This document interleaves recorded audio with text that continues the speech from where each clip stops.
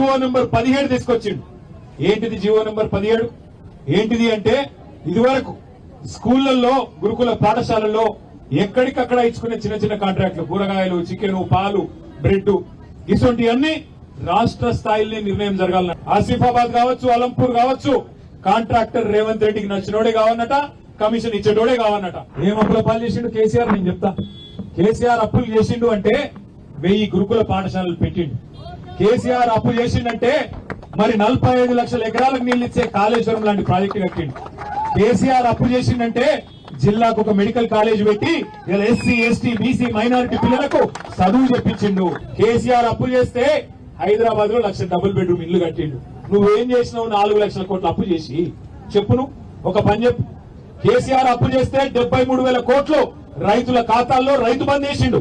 నువ్వేం చేసినావు? కేటీఆర్, నువ్వు మా నాయకుడిని విమర్శిస్తున్నావు కదా, ఒక్కసారి నువ్వు గుర్తుకు తెచ్చుకో. నువ్వు ఎక్కడి నుంచి వచ్చినావు?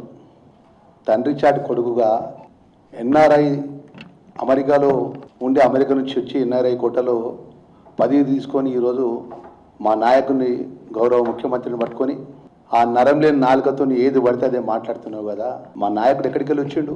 ఒక సామాన్యమైనటువంటి రైతు కుటుంబం.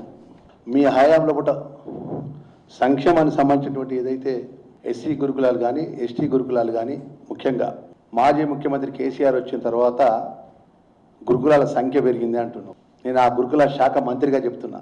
సంఖ్య పెంచినవు కానీ మౌలికమైన సదుపాయాలు ఏర్పాటు చేసినవా? పిల్లలకు సంబంధించిన గురుకులాలకు సంబంధించినటువంటి ఏదైతే తెలంగాణ రాష్ట్రానికి సంబంధించిన గురుకులాల యొక్క కొత్తగా హై స్కూల్స్ కానీ, జూనియర్ కాలేజీ కానీ ప్రభుత్వ పరంగా శాంక్షన్ ఇచ్చినవు. శాంక్షన్ ఇచ్చినట్టు జూనియర్ హై స్కూల్స్ కానీ పిల్లలకు 1 క్లాస్ నుంచి 10th వరకు, 10th నుంచి ఇంటర్మీడియట్ వరకు వాళ్ళు ఎక్కడ చదువుకోవాలి పిల్లలు?